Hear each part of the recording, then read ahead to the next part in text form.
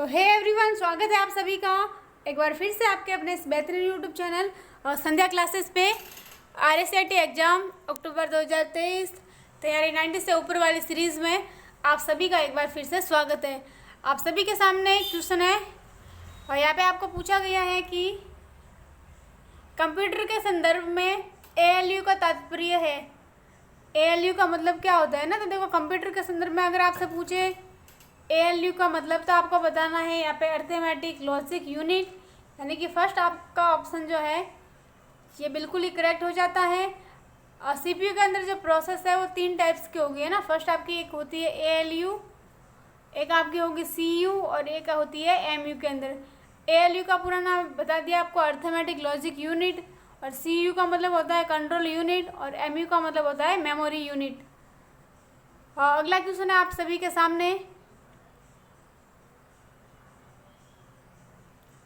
1 kilobyte बराबर होता है, तो 1 किलोबाइट आपका किसके बराबर होता है? 1000 बाइट्स के बराबर, या फिर 1 किलोबाइट्स 1024 बाइट, या फिर उपरोक्त में से कोई नहीं। तो 1 किलोबाइट किसके बराबर होता है? यानी कि 1024 बाइट के बराबर होता है। तो ऑप्शन सी यहाँ से आप सभी का बिल्कुल ही करेक्ट हो जाता है। और नेक्स्ट क्वेश्चन है कि CPU का वह भाग जो अन्य सभी कंप्यूटर कंपोनेंट की गतिविधि को कोऑर्डिनेट करता है उसको क्या बोला जाता है?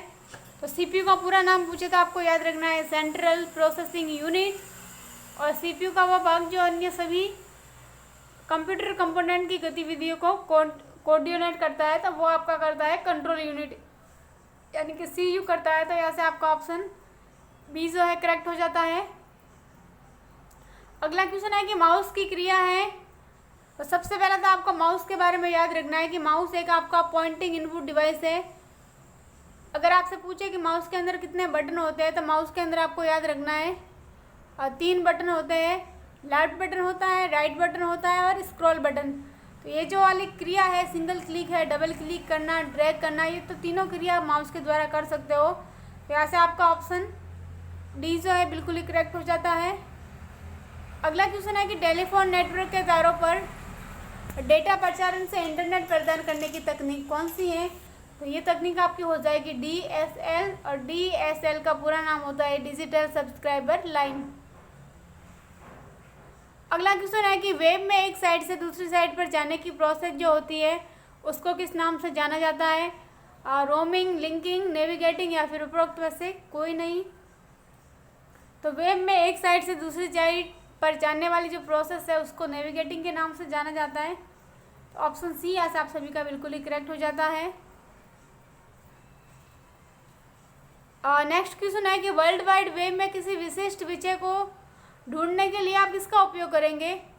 स्कैनर सर्च इंजन का, या फिर सर्च इंजन और इंडेक्स का, ब्राउजर्स और ल्यूकर्स का, या फिर उपरोक्त में से कोई नहीं।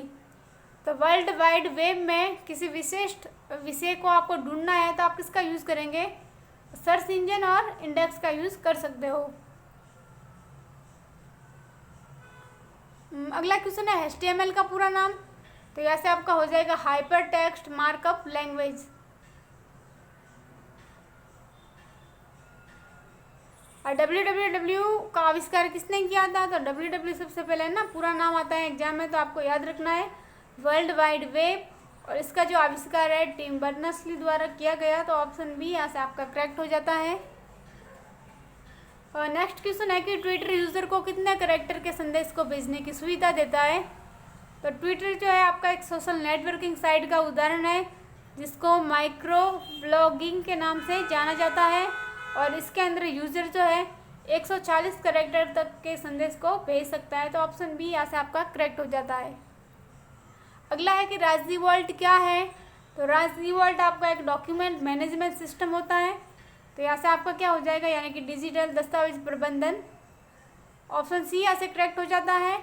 अगर डायरेक्टली कभी कभार आपको क्वेश्चन पूछे कि राजस्थान सरकार द्वारा चलित क्लाउड बेस्ड स्टोरेज समाधान कौन सा है, तो वहाँ पे आपको याद रखना है राज ई वॉल्ट। अगला है कि सरकारी सेवाओं को नागरिकों तक पहुँचाया जाता है, यानी कि सरकार की जितनी भी सेवाएं हैं उन सभी सेवाओं को नागरिकों तक पहुँचाना है तो हम ई-गवर्नेंस का यूज़ कर सकते हैं। ई-गवर्नेंस का पूरा नाम पूछे तो आपको याद रखना है इलेक्ट्रॉनिक गवर्नेंस। राजस्थान संपर्क जो है ये आपका होता है ऑनलाइन शिकायत निवारक पोर्टल होता है जहाँ से नागरिक ऑनलाइन शिकायत कर सकता है।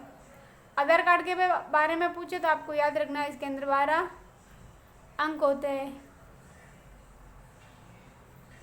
अगला है कि एमएस वर्ड में कितने प्रकार के अलाइनमेंट होते हैं। तो एमएस वर्ड में आपके 4 प्रकार के अलाइनमेंट होते हैं। लेफ्ट होता है, राइट होता है, एक सेंटर होता है और एक होता है जस्टिफाई। लेफ्ट पे क्लिक करके आप जो भी लिखना चाहोगे वो लेफ्ट साइड से स्टार्ट होगा। राइट अलाइनमेंट पे क्लिक करके जो भी आप लिखोगे वो राइट साइड से स्टार्ट होगा। और सेंटर में लिखना है एकदम तो आप सेंटर का यूज़ कर सकते हो। और जस्टिफाई इंपॉर्टेंट है ना, ऐसा कौन सा अलाइनमेंट है जो टेक्स्ट को दोनों ओर से अलाइन करता है, यानी कि लेफ्ट और राइट मार्जिन से अलाइन करता है, तो वहाँ पे आपको याद रखना है जस्टिफाई। जस्टिफाई की शॉर्टकट कुंजी हो जाएगी Ctrl+J, लेफ्ट की हो जाएगी Ctrl+L, राइट की हो जाएगी Ctrl+R और सेंटर की हो जाएगी Ctrl+E। इतनी सी बातें आपको यहाँ से याद रखनी है। अगला क्वेश्चन है कि एमएस वर्ड में फॉन्ट साइज को बढ़ाना है तो आप किस शॉर्टकट कुंजी का प्रयोग करेंगे। तो फॉन्ट की साइज को बढ़ाना है तो हम Ctrl+Shift+ग्रेटर देन का यूज़ कर सकते हैं ना। तो ऑप्शन फर्स्ट आपका ऐसे करेक्ट हो जाता है, यानी कि ये वाला सिंबल आपका ग्रेटर देन का है और ये वाला सिंबल है लेस देन का। तो Ctrl+Shift+ ये जो लेस देन है ये आपकी हो जाएगी फॉन्ट की साइज को कम करने के लिए, यानी कि स्ट्रिंग फॉन्ट की शॉर्टकट कुंजी। और Ctrl+बराबर है ये आपकी होती है सब स्क्रिप्ट की, और सब स्क्रिप्ट का मतलब होता है कि टेक्स्ट के नीचे की ओर लिखना। और Ctrl+Shift++ जो है ये हो जाएगी आपके सुपर स्क्रिप्ट की, और सुपर स्क्रिप्ट का मतलब होता है कि टेक्स्ट के ऊपर की ओर लिखना। तो यहाँ से आपका फर्स्ट ऑप्शन बिल्कुल ही करेक्ट हो जाता है। अगला है कि फॉर्मूला के शुरू से अंत के सेल एड्रेस के द्वारा एक रेंज निर्दिष्ट होती है और इसे किसके द्वारा पृथक किया जाता है। तो इसको आप सेमीकोलन के द्वारा पृथक कर सकते हो। तो ऑप्शन ए यहाँ से आपका करेक्ट हो जाता है। अगला है कि एक्सेल में एक्टिव सेल के कंटेंट को कौन डिस्प्ले करता है। तो एक्सेल में एक्टिव सेल के कंटेंट को फॉर्मूला बार डिस्प्ले करता है। तो यहाँ से आपका ऑप्शन बी करेक्ट हो जाता है। और नेम बॉक्स पूछे तो फॉर्मूला बार के बाईं ओर होता है। और नेक्स्ट क्वेश्चन है, यहाँ पे आपको पूछा गया है कि निम्न में से ऑनलाइन शॉपिंग साइट नहीं है। तो देखो फ्लिपकार्ट आपका होता है,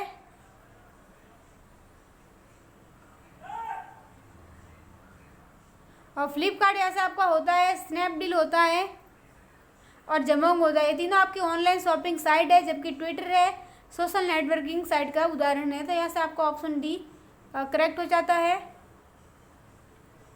अगला है निम्न में से क्रेडिट कार्ड की विशेषता नहीं है। तो देखो बैंक के द्वारा छोटे प्लास्टिक कार्ड जारी करना ये होती है। भुगतान की एक इलेक्ट्रॉनिक फॉर्म है ये भी होता है, जबकि पहले खरीदे या बाद में भुगतान करे ये भी होता है।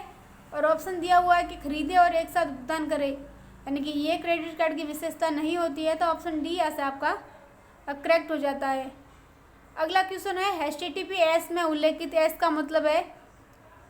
तो HTTPS का मतलब होगा hyper text transfer protocol secure, और एस का मतलब ऐसे आपका हो जाएगा सिक्योर। असत्य कथन को पहचानना है। तो देखो आप रिसाइकल बिन में हटाई गई फाइलों को पा सकते हैं। तो बिल्कुल पा सकते हो।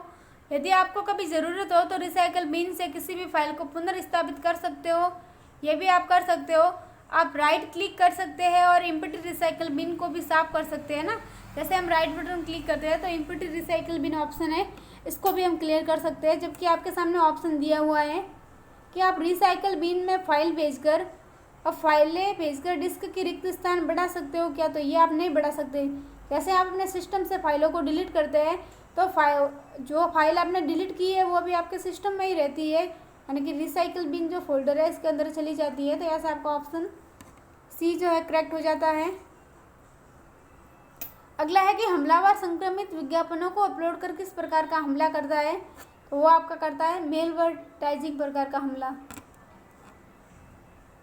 नेक्स्ट है कि निम्न में से कौन सा सॉफ्टवेयर आपके कंप्यूटर की जासूसी करता है एवं आपसे संबंधित सूचनाओं का आदान प्रदान करता है। तो जासूसी करने वाला आपका सॉफ्टवेयर होगा स्पाईवेयर। अगला क्वेश्चन है कि विंडोज 10 में फाइल या फिर फोल्डर को लॉक करना है तो आप कौन सी एप्लीकेशन मदद कर सकती है। तो यहाँ से आप फोल्डर लॉक के द्वारा आप कर सकते हो। कोर्टाना पूछे तो वॉइस फॉरवर्ड पर्सनल असिस्टेंट होता है, जिसका यूज़ विंडोज 10 के अंदर सर्च बॉक्स की तरह किया जाता है। अगला क्वेश्चन है कि एक स्लाइड शो में स्लाइड चेंज होने पर डिस्प्ले के लिए अप्लाइड इफेक्ट क्या कहलाता है? तो वो आपका कहलाता है स्लाइड ट्रांजिशन। और नेक्स्ट क्वेश्चन है कि आमतौर पर किस प्रकार के निजी ईमेल खाते का उपयोग आपके कंप्यूटर पर ईमेल को डाउनलोड करने के लिए किया जाता है? तो डाउनलोड करने के लिए POP3 का यूज़ कर सकते हो, और माइक्रोसॉफ्ट एक्सचेंज पूछे तो व्यापार सेटिंग में यूज़ होने वाला अकाउंट होता है। अगला क्वेश्चन है कि पेस्ट स्पेशल कमांड आपको कॉपी और पेस्ट की सुविधा देता है। तो एक कॉपीड वैल्यू के द्वारा सिलेक्शन को मल्टीप्लाई करने हेतु सेल कमेंट्स द्वारा या फिर एक्चुअल फॉर्मूला के बजाय एक फार्मूला के परिणाम स्वरूप वैल्यूज द्वारा या उपरोक्त में से कोई नहीं। तो यहाँ से आपका ऑप्शन सी जो है करेक्ट हो जाता है, यानी कि एक्चुअल फॉर्मूला के बजाय एक फार्मूला के परिणाम स्वरूप वैल्यूज द्वारा। और नेक्स्ट क्वेश्चन है कि MS वर्ड में वाटरमार्क ऑप्शन किस टैब में होता है? तो वाटरमार्क जो ऑप्शन है ये आपका होता है पेज लेआउट के अंदर। तो ऑप्शन बी यहाँ से आपका करेक्ट हो जाता है। और नेक्स्ट क्वेश्चन है कि नवीनतम एंड्रॉयड मोबाइल OS कौन सा है? तो ये आपके बुक के अकॉर्डिंग है RSIT, यहाँ से आपका हो जाएगा नॉकआउट। मोबाइलों के बीच फाइल को साझा करने के लिए आप किसका उपयोग करेंगे, है ना? Share it, Google map, play store या फिर उपरोक्त में से कोई नहीं। देखो, मोबाइल के बीच फाइल को शेयर करना है तो हम शेयर इट का यूज़ कर सकते हैं, लेकिन कम दूरी के लिए पूछे और ब्लूटूथ ऑप्शन आता है तो आप ब्लूटूथ के द्वारा भी कर सकते हो, लेकिन वो कम दूरी के लिए होगा। गूगल मैप का उपयोग दिशाएं प्राप्त करनी है, रास्ता खोजना है तो कर सकते हो। प्ले स्टोर का मतलब ऐप्स है, वीडियो गेम वगैरह डाउनलोड करना है तो यहाँ से आप कर सकते हो।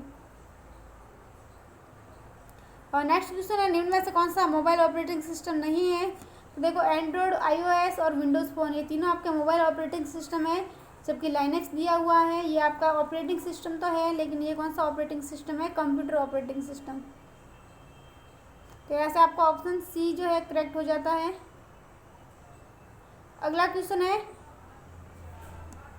नागरिक ऑनलाइन माध्यम से विश्वविद्यालय शुल्क का भुगतान कैसे कर सकता है? तो देखो, भुगतान करना है आपको ऑनलाइन तो आप ई-मित्र के द्वारा कर सकते हो, आपकी SSO ID है इसके द्वारा भी कर सकते हो, और यूनिवर्सिटी पोर्टल के द्वारा। तो उपरोक्त सभी ऐसा आपका करेक्ट हो जाता है। और नेक्स्ट क्वेश्चन है कि UPI में पुश टेक्नोलॉजी का उपयोग कब किया जाता है? तो UPI का पूरा नाम पूछे तो यूनिफाइड पेमेंट इंटरफेस होता है, और इसका उपयोग जो है पैसों को भेजने के लिए किया जाता है। अगला है DNS का पूरा नाम। तो DNS का पूरा नाम ऐसा हो जाएगा डोमेन नेम सिस्टम। और नेक्स्ट क्वेश्चन है कि कंप्यूटर के साथ संयोजन में प्रयुक्त कौन सा प्रिंटर टोनर का उपयोग करता है? Decibel, line printer, thermal printer या फिर लेज़र प्रिंटर। तो ऐसे आपका हो जाएगा लेज़र प्रिंटर। और थर्मल प्रिंटर का पूछे तो जो गर्म तत्वों का यूज़ करता है वो आपका हो जाएगा थर्मल प्रिंटर। आज की क्लास का अंतिम क्वेश्चन है कि निम्न में से कौन सा डिवाइस जो है सॉफ्ट कॉपी से हार्ड कॉपी प्रदान करता है? तो जो आपके कॉपी कंप्यूटर में है, आपके सिस्टम में है, वो उसको आप सॉफ्ट कॉपी बोल सकते हो। अगर जैसे उसको आप बाहर निकालते हो तो वो आपकी हार्ड कॉपी हो जाती है। तो हार्ड कॉपी हम किसके द्वारा निकाल सकते हैं? प्रिंटर के द्वारा निकाल सकते हैं। तो ऑप्शन यहाँ से बी आपका करेक्ट हो जाता है। स्कैनर का पूछे तो आपको याद रखना है कि हार्ड कॉपी से सॉफ्ट कॉपी में बदलने वाला डिवाइस होता है। तो आज के लिए इतना ही, मिलते हैं नेक्स्ट सेशन में। तो आज की ये क्लास आपको अच्छी लगी है तो लाइक, कमेंट एंड शेयर करें। चैनल पे पहली बार विजिट कर रहे हो तो चैनल को सब्सक्राइब करके अपने बेल आइकन को प्रेस कीजिएगा, ताकि जितनी भी अभी नई क्लासेस आने वाली है उन सभी की नोटिफिकेशन सबसे पहले आप तक आए।